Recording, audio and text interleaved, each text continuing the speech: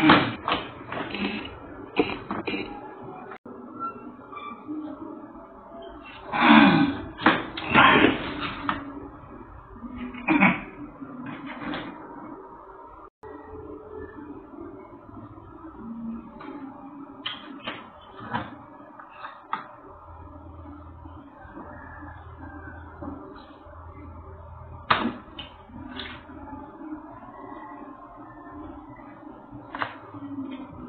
Israel laban sa Iran ay mukhang nagsimula na.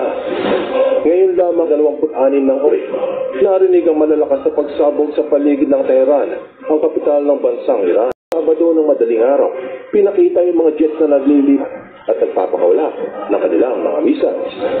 Inulat sa Al Monitor na naglunsad na ng atake ang Israel bilang higanti sa pagbomba. Ilang dosenang mga jet fighters mula sa Israel pad ng Sabado ng umaga, maraming nasa kalap. 10 milyong katao nakatira ngayon sa kapital ng bansa na Tehran at halo-halo rin ang mga relihiyon doon.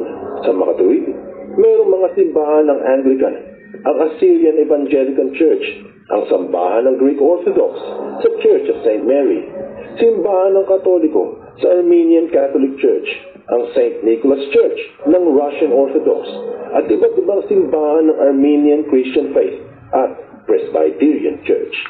Ilan lamang ito sa napakaraming simbahan sa paligid ng kapital. Kaya kung sabi na nagsimula na ang paghiganti ng Israel sa Iran, sa NPR News ay ganun din ang sabi na nagsasagawa na ng ito ay mga precision strikes o may mga tinatarget sila sa mismong kapital ng bansa. Sa kasalukuyan ay ilan pa lamang ang inuulat na napasabog. Pinaniniwala ang simula pa lamang ito at marami pang kasunod. Pinahayag din ang mga nagdatigang pandepensa sa ere kamakailan